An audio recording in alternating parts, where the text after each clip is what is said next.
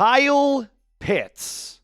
Let's talk about him. Has he finally arrived? What does the future hold for the Falcons tight end one? Well, on today's episode of Falcons Today by Chat Sports, I'm going to tell you exactly what's going on with Kyle Pitts, why I believe I might have been too harsh on him, and also what the plan for him is beyond 2025. Before we get into that, though, if you want more from number 8, that means more touchdowns, more receptions, more yards. Do me a favor, Falcons fans, hit that thumbs up icon right now.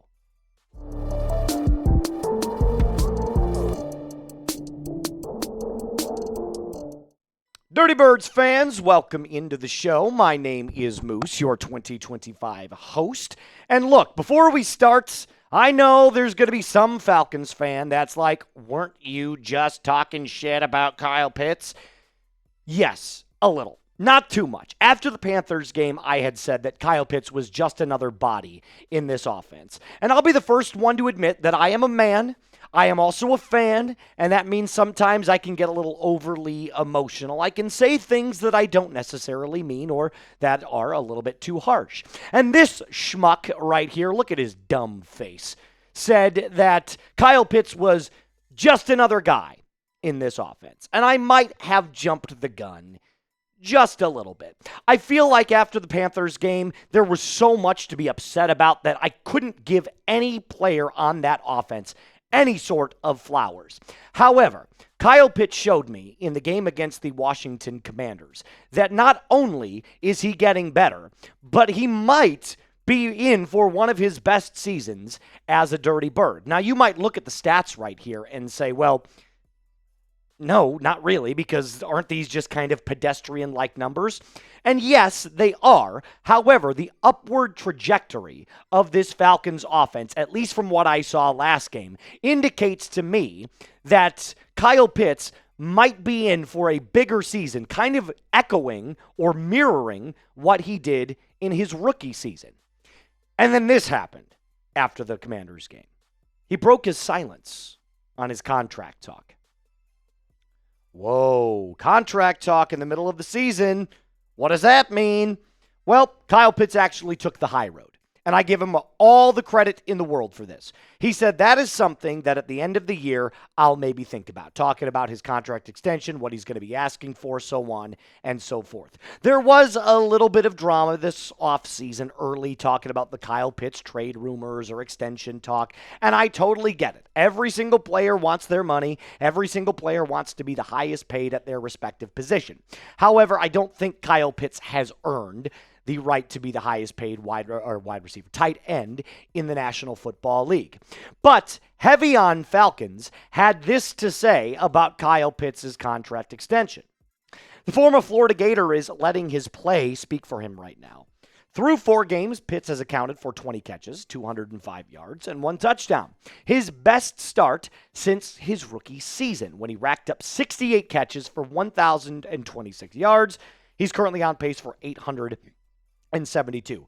And this, by the way, comes at the chagrin of a bunch of different Falcons fans who have seen a multitude of terrible games so far and play calling from Zach Robinson. But this is not a Zach Robinson bashing video. I truly believe that the move down to the field might have done the trick for not only Zach Robinson, but for this entire offense as a whole. So the numbers on screen right now might not be eye-popping, but they indicate an upward trajectory on Kyle Pitts. Now, here's where I will say, if you are going to maximize Kyle Pitts, there is one way to do it. You've got to let him stretch the field more. Find a way to get this man more plays up the seam. What is a young quarterback's best friend? It is the tight end. The tight end is supposed to be the ultimate safety blanket for a quarterback like Michael Penix, who only has 7 starts to his name. And the reason I say that they are not using Kyle Pitts nearly as effectively as they could be is because of their explosive play rates. We'll touch on another stat here in just a second. But did you know the Falcons have an explosive play rate of 4.2% in 2025? That is 25th in the NFL. Meaning what? They don't move the ball effectively down the field. Now, Granted, against the Washington Commanders, I think we saw a completely different game plan, what I like to call the bait and bomb style offense for the Dirty Birds. I thought it was a very effective game plan. It's a step in the right direction. But here's where the Falcons still aren't using Kyle Pitts correctly. Did you also know that the Falcons don't use play action? Tight ends are notorious for being successful in play action. They only use play action. Zach Robinson only uses play action. 9.5% of offensive snaps. That's almost dead last in the NFL. In fact, the only team that uses play action less, I believe, is the New Orleans Saints. And I'd have to go back and relook at the numbers there. I could be wrong about that stat. I do know for a fact, though, the Falcons are almost dead last. 31st at 9.5%. That is not nearly good enough, which leads me to believe, like I had just stated to you over and over again, Zach Robinson is not using Kyle Pitts the right way. That doesn't mean that he only has to be a lineup, hand-on-the-ground tight end that gets involved in the play action. I do like moving Kyle Pitts out wide. I think he's such a versatile player. You can line him up in a multitude of different positions. In the slot, out wide, hand on the ground. Doesn't matter, but you have to find the correct play-calling scheme for Kyle Pitts to be successful. And I think, like I said, the Commanders game showed us that we are taking the correct steps necessary. I still don't think Zach Robinson is using him the right way. But you let me know. Is he using Kyle Pitts the correct way? Excuse me. Yes or no? Let me know in the comment section down below. You're about to get hit with the YouTube ad break. And then, of course, we're going to get on with the rest of our episode, which is all about Kyle Pitts' contract extension. Coming up next, the most likely plan for Kyle Pitts' contract. And spoiler alert, if you're a huge fan of Kyle Pitts, you might not be in favor of what I have to say coming out of our sponsor ad break. And before we get into that, I got to tell you about my friends over at PrizePicks. You and I make decisions every single day, but on PrizePicks, being right can actually get you paid. Don't miss any of the excitement this football season on PrizePicks, where it is good to be right. Did you know that PrizePicks is the only app out there that offers stacks, meaning you can pick the exact same players' projections in the exact same lineup? Do you want to go out and bet on somebody like, I don't know, Josh Allen? Maybe not this week because next week we play him. But you could pick them more on the rushing yards, the touchdowns, the passing yards, now all in the exact same lineup on PrizePicks. Also, I made a little lineup for you coming into week 5. I got Dansby Swanson on the more on half a hit. I've got Dak Prescott on the more on passing yards against the New York Jets. And then, of course, Jalen Hurts the less on passing yards against the Denver Broncos. Yours could look like this, but it doesn't necessarily have to. All you got to do is download the PrizePicks app today. Use code CLNS to get $50 in lineups after you play your first $5 lineup. That's code CLNS to get $50 in lineups after you play your first $5 lineup.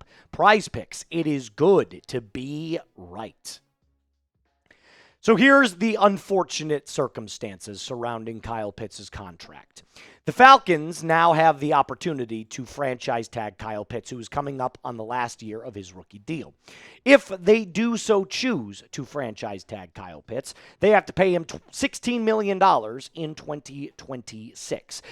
That might be a problem. The reason I say that's an unlikely solution is because, one, I don't think the Falcons want to make him the 5th highest paid tight end in the entire National Football League, but also it hurts their cap space.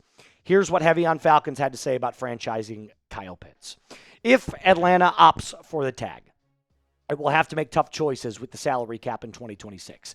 According to OverTheCap, the Falcons are projected to be $1.2 million over the cap, even with the league's team cap increasing from $279.2 million in 2025 to $295.5 million in 2026. We've got a little bit of a spending problem. But here's what I will say. Terry Fontenot can cut 2 to 3 players that aren't necessarily making a huge impact on this team and save over $1 million easily. So to get back in cap compliance is not the issue for me. It's, do you want to pay Kyle Pitts that kind of outrageous money if you were to franchise tag him? And I think the career numbers indicate that if he breaks out this season, so let's just hypothetically say Kyle Pitts has one of his best seasons in 2025. He absolutely kills it the rest of the season. I think you have no choice but to franchise tag him, because right now I don't know, with the productivity that he's given you on the field, I don't know that I can warrant a multi-year extension. Maybe 1 to 2 years. Maybe. But like I said, if you pay him $16 million for that year, he becomes the 5th highest paid tight end in the National Football League, above Mark Andrews, who's making $14 million a year, and TJ Hawkinson, who comes in at $16.5 million. Now, that doesn't mean Kyle Pitts isn't nearly as talented as some of these guys. It just means that the game hasn't translated. The productivity hasn't translated. It's been okay. It hasn't been what you expected from where you drafted him.